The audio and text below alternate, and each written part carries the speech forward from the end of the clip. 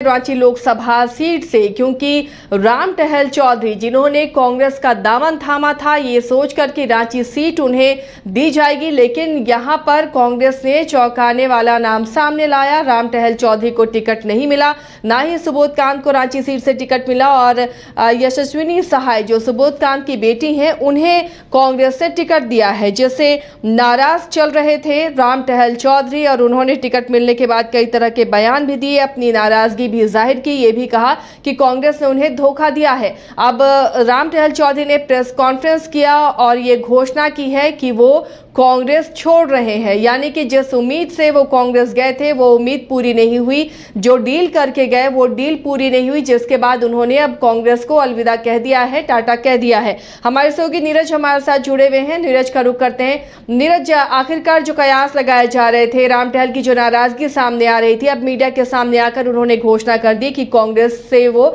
नाता तोड़ रहे हैं। कहीं ना कहीं एक डील हुई थी कि उन्हें रांची टिकट दी जाएगी और टिकट नहीं मिलने से नाराज होकर उन्होंने पार्टी छोड़ी है।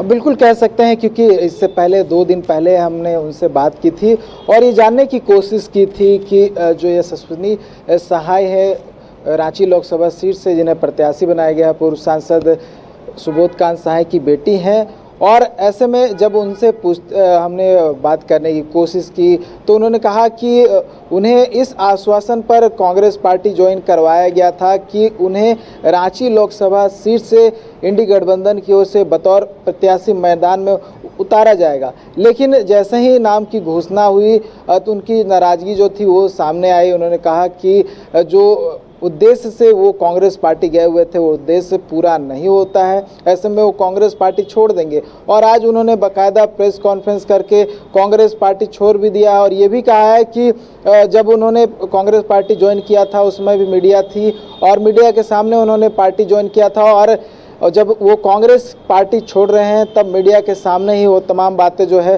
रखते हुए पार्टी को छोड़ रहे हैं। और बहुत सारी बातें जो है उन्होंने कही कि बहुत सारा जो है बात किया गया था पार्टी ज्वाइन करवाने से पहले, क्योंकि वो निर्दलीय चुनाव लड़ चुके थे 2019 में, उन्हें कोई दिक्कत नहीं था, लेकिन कांग्रेस के लोगों ने उनसे संपर्क किया और ये कहा कि आपको पार्टी ज्वाइन करवाएंगे और रांची लोकसभा सीट से आपको टिकट देंगे। लेकिन कहीं ना कहीं उनके साथ बड़ा छल किया गया, ऐसा उनका कहना था। और कहीं ना कहीं बीजेपी को लेकर भी जो है था वो सवाल बहुत सारे जो पत्रकार थे वो भी पूछ रहे थे कि कांग्रेस में जाने की वजह आप बीजेपी में रास्ता तलाश सकते थे। तो उन्होंने कहा कि बीजेपी से किसी व्यक्ति ने संपर्क नहीं किया। 2019 में जब उनका टिकट काटा जा रहा था तब उन्होंने कहा था कि उनके स्थान पे उनका जो बेटा है उन्हें टिकट दे दिया जाए, लेकिन बीजेपी ने उन्हें टिकट नहीं दिया। और कहीं ना कहीं उस समय से नाराजगी जो थी वो अभी भी बरकरार है। साथ ही वो भी कह रहे, वो बात भी एक निकल कर सामने आई कि उन्होंने कहा कि बीजेपी को उन्होंने सींचने का काम किया है और यहाँ पर उन्होंने ग्राउंड मजबूत किया। और एक समय ऐसा था जब वो लोगों को टिकट देते थे झारखंड भर में, लेकिन अब ऐसा अवसर आ गया कि उनके ही टिकट को काट दिया गया। साथ ही बहुत सारे बातें जो है वो उन्होंने कही कि पार्टी में रहते हुए बहुत सारे दूसरे दलों के जो एमएलए रहे हैं उन्हें भी समर्थन दिया और समर्थन देने के साथ जिताने का भी काम किया। तो कई बातें जो है उन्होंने कही है और अपनी नाराजगी प्रकट की है, चाहे वो कांग्रेस को लेकर हो चाहे वो बीजेपी को लेकर है। लेकिन हमने कोशिश की कि क्या वो निर्दलीय चुनाव लड़ेंगे ये जानने की, लेकिन उन्होंने साफ इनकार कर दिया है। उन्होंने कहा कि अब वो निर्दलीय चुनाव नहीं लड़ेंगे, क्योंकि पिछले बार भी कुछ इसी तरह का सीन था। उन्होंने कहा कि उस समय भी उन्हें लटकाया गया था, ये कहा गया था कि हो सकता है कि वो बतौर प्रत्याशी बीजेपी की ओर से सामने आएंगे, लेकिन आखिरी समय में घोषणा किया गया और उन्हें समय नहीं मिला प्रचार करने का। और यही वजह था कि उन्हें 23,000 वोट आया। और जब कांग्रेस पार्टी वो ज्वाइन किए, कांग्रेस पार्टी में भी वही किया गया, लटकाया गया पूरे मामले को और आखिरी में घोषणा की गई। और उनके पास अभी कोई समय नहीं है, इतना समय नहीं है कि वो अब चुनाव प्रचार कर पाए। तो उन्होंने कह दिया है कि अब वो चुनाव नहीं लड़ेंगे। साथ ही अगर कुछ दूसरे पार्टी के प्रत्याशी को प्रचार करने की या समर्थन देने की बात पे उन्होंने कहा कि वो किसी पार्टी को समर्थन नहीं दे रहे हैं।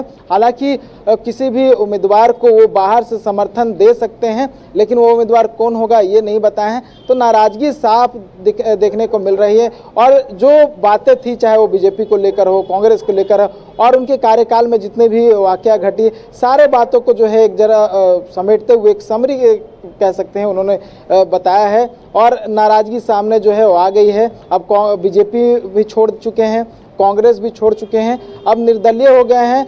अब देखने वाली बात होगी राम टहल चौधरी का अगला मूव क्या होगा, क्या कुछ करना चाहते हैं। हालांकि उन्होंने ये कह दिया कि वो पार्टी नहीं बनाएंगे, आगे जो होगा वो देखा जाएगा। नीरज, लेकिन एक बात जो इन्होंने कही है कि ये किसका साथ देंगे ये अभी नहीं बताएंगे, किसके लिए प्रचार करेंगे।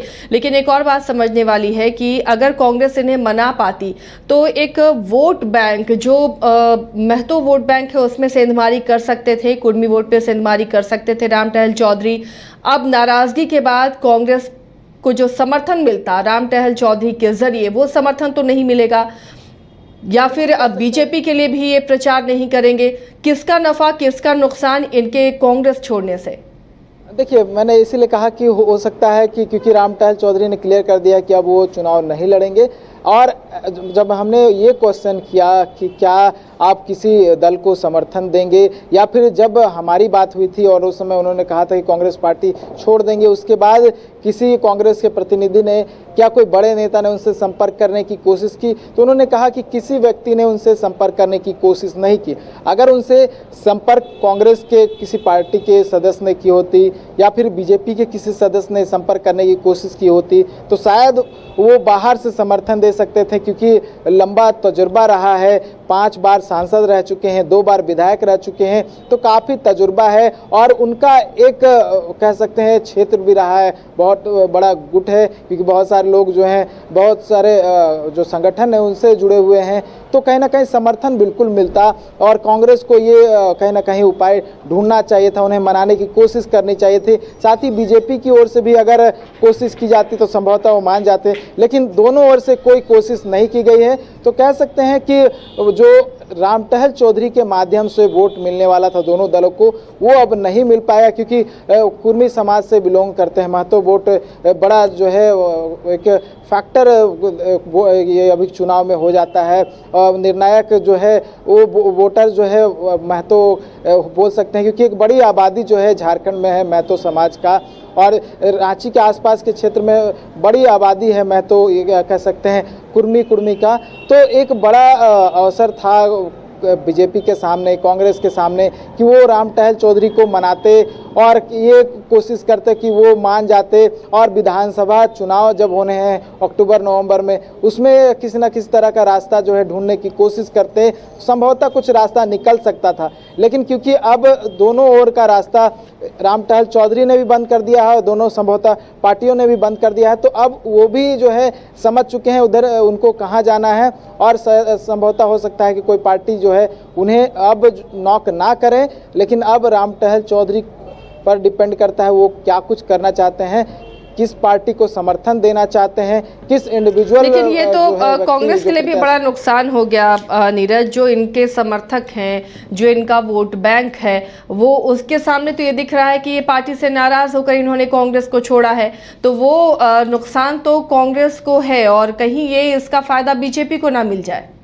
बिल्कुल कह सकते हैं, क्योंकि 23,000 वोट लाना 2019 में निर्दलीय चुनाव लड़के, वो भी 1 महीने में, वो बहुत बड़ी बात हो जाती है। और उन्होंने ये भी कहा था कि उन्हें उस समय नहीं मिला था। इसमें हालांकि चर्चा बहुत थी कि राम टहल चौधरी मैदान में आएंगे, और उनका क्योंकि बड़ा क्षेत्र है, बहुत सारे लोग जानते हैं, और बड़ा वोट बैंक है, तो वो वोट बैंक शायद कांग्रेस के पास आ जाता। और यही वजह था कि कांग्रेस ने शायद कोशिश भी की थी कि अगर राम टहल चौधरी उनके पार्टी में आते हैं तो एक बड़ा वोट बैंक कांग्रेस को मिलेगा। तो वो वोट बैंक संभवतः जो है अब नहीं आएगा, वो हो सकता है कि उसका लाभ जो है बीजेपी को मिल जाए, क्योंकि बहुत सारे लोग नाराज है राम टहल चौधरी के साथ साथ, क्योंकि लोग सोच रहे थे कि राम टहल चौधरी इस बार कांग्रेस की ओर से बतौर उम्मीदवार चुनाव में खड़े होंगे। लेकिन क्योंकि अब वो रास्ता भी बंद हो गया है और नाराजगी साफ देखने को मिल रही है, तो अब संभवतः ये हो सकता है कि एक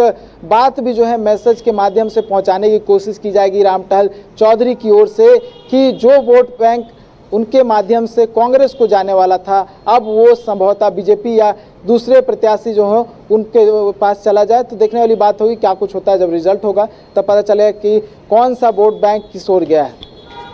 चलिए शुक्रिया नीरज इस तमाम जानकारी के लिए। तो फिलहाल अभी चुनाव के दौरान ऐसी ही खबरें सामने आती रहेंगी, कहीं नाराजगी और कहीं अपने फायदे के लिए दल बदल भी होता नजर आएगा, और जहां फायदा नहीं दिखेगा, जहां आपके मंशा नहीं सधेगी, वहां से त्याग भी होगा।